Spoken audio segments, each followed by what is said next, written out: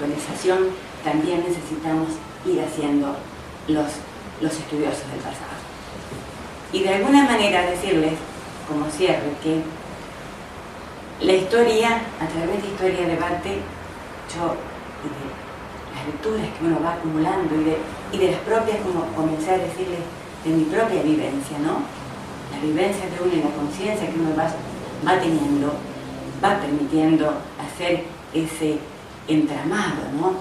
Entre la historia y la vida, ¿no? Y la motivación. Y me permite ver que la historia no es, o no puede ser un camino paralelo a mi vida,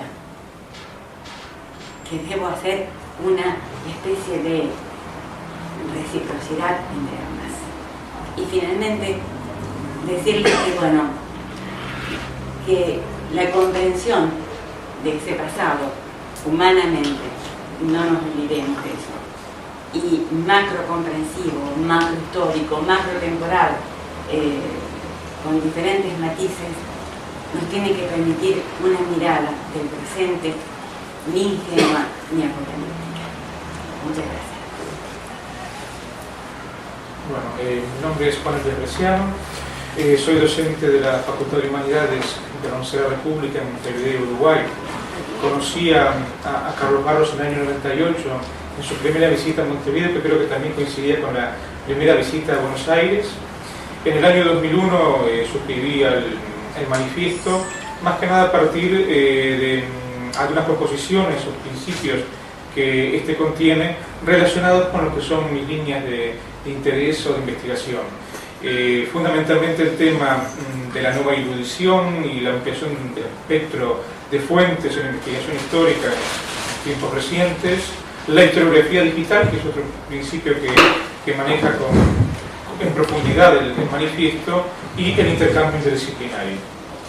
A partir de la conjugación de estos tres principios, bueno, se me ocurrió esbozar una breve presentación analizándolos, cómo estos interactúan a la luz de las realidades presentes, que voy a leer brevemente.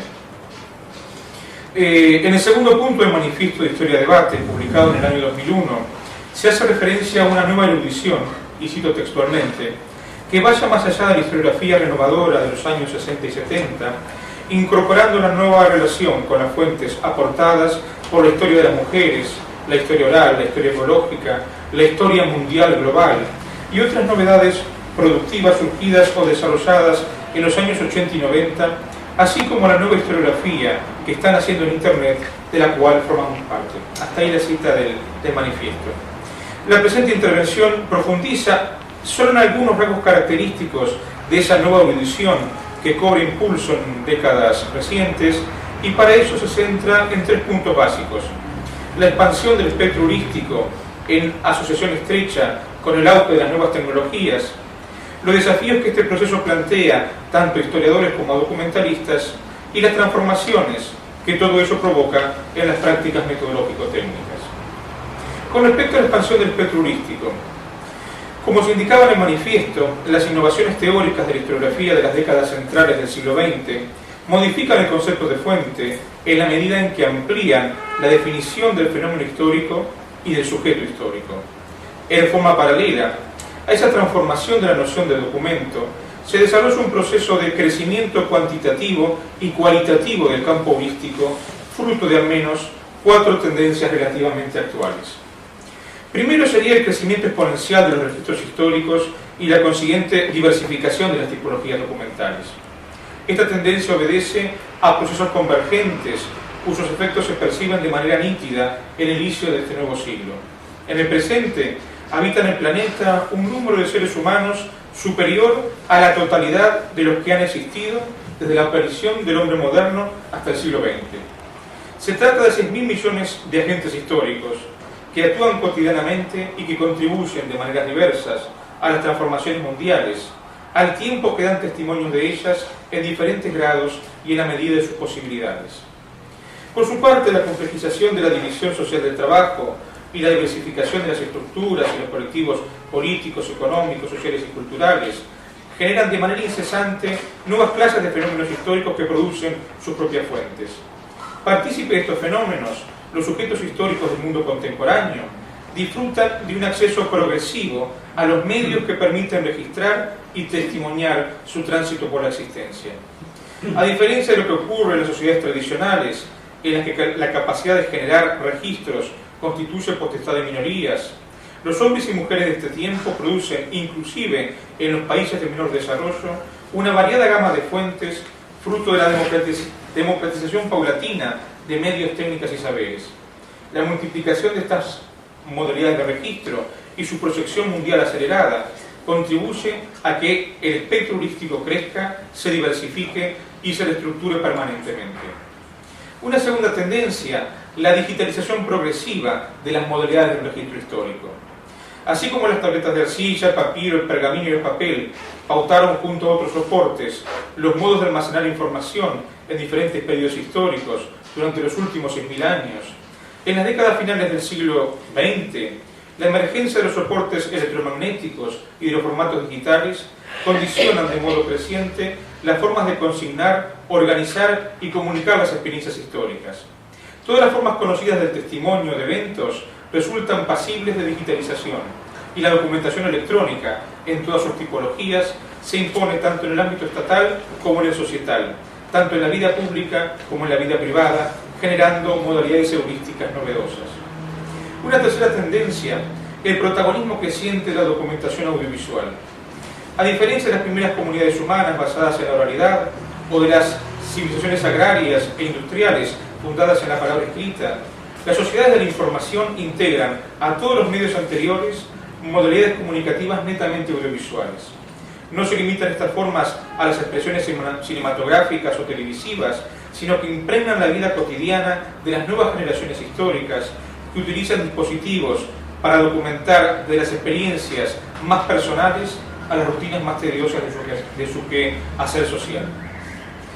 Como cuarta tendencia, el desarrollo de fuentes multimediáticas, una tendencia que se fortalece en el principio de este nuevo milenio y que consiste en la superación de los límites que existen entre medios y formatos a través de la aparición de documentos que integran textos y registros orales, representaciones gráficas y secuencias audiovisuales en un único cuerpo. Indudablemente, los efectos de esta tendencia en el campo heurístico resultan verdaderamente revolucionarios. Frente a todo esto, los desafíos que plantea esta expansión del acervo histórico documental.